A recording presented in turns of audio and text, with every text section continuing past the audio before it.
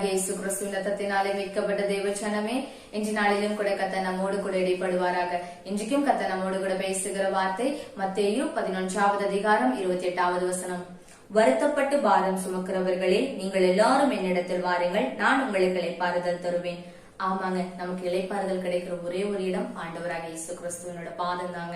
நம்ம அநேக நேரங்களில நமக்கு ஆறுதல் சொல்ல ஆள் இல்லாம, நமக்கு ஒரு சரியான ஒரு முடிவை எடுக்க தெரியாத போது, நமக்கு அந்த நேரத்துல நீ இதை பண்ணு, இந்த விஷயத்த பண்ணுன்னு சொல்லி தரதுக்கு ஆள் இல்லாதபடிக்கு நம்ம அலைந்து திரிந்து கொண்டு இருப்போங்க. அநேக நேரங்கள் நம்ம ஆண்டவர்கிட்ட கேட்கிற விஷயமே தான், ஆண்டவரே எனக்கு ஆறுதல் சொல்ல யாருமே இல்லையே, எனக்கு ஆறுதல் சொல்ல யாருமே இல்லையே. இன்றைக்கு ஆண்டவர் சொல்லுகிறார், உனக்கு ஆறுதல் வேணுமா? என்னுடைய பாதம் மட்டும்தான் இருக்கு.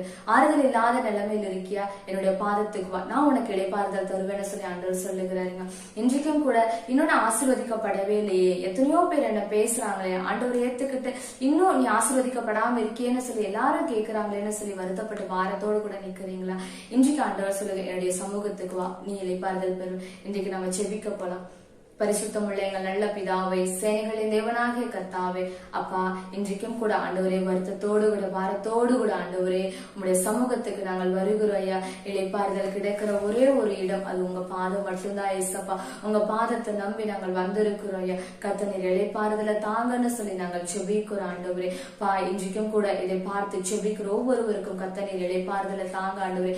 வருத்தத்தை பாரத்தை கர்த்தர் நீர் எடுத்து போடுங்க, சந்தோஷத்தினால நீங்க நிரப்புங்கன்னு சொல்லி உங்க கரத்துல ஒப்பு கொடுக்கிறேன். நீர் பொறுப்படுங்க, வழி நடத்துங்க. இயேசு கிறிஸ்துவின் மூலமா ஜெபிக்கிறேங்க ஜீவனுள்ள நல்ல தகப்பனே, ஆமீன் ஆமீன்.